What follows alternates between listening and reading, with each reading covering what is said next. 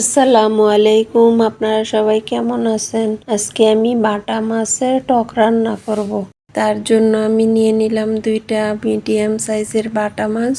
এই মাছটাকে কেউ বাটা মাছ বলে, কেউ ভাগনা মাছ বলে। যে যেই নামেই বলুক, মাছটা খেতে খুবই মজা।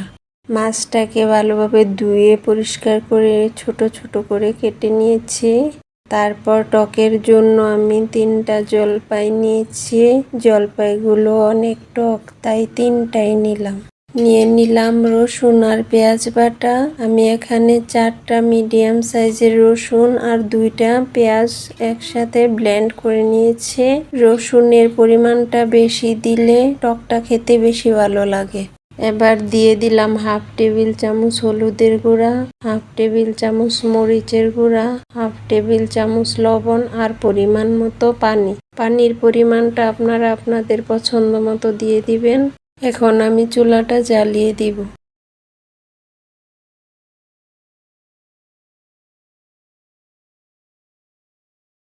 আপনারা চাইলে এই টকটা পাকা তেঁতুল বা কাঁচা আম দিয়েও রান্না করতে পারেন। এই মাছটা যেইভাবেই রান্না করেন না কেন সবভাবেই ভালো লাগে, কিন্তু আমার কাছে টকটা খেতে বেশি ভালো লাগে।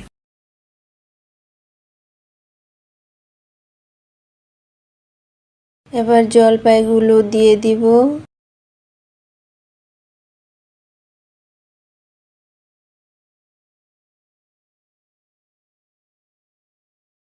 তারপর রসুন আর পেঁয়াজ বাটা দিয়ে নেড়ে একটু মিশিয়ে আবার ডেকে রান্না করব।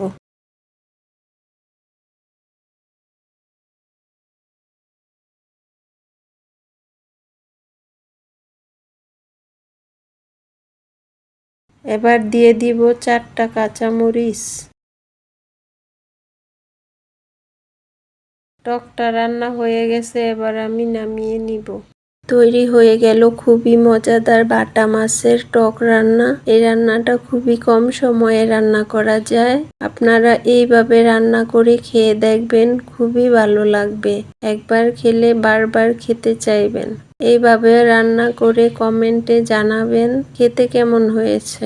ভিডিওটি ভালো লাগলে লাইক অ্যান্ড সাবস্ক্রাইব করে দিবেন। ভিডিওটি শেষ পর্যন্ত দেখার জন্য আপনাদের সবাইকে অনেক ধন্যবাদ। আপনারা সবাই ভালো থাকবেন। আল্লাহ হাফেজ।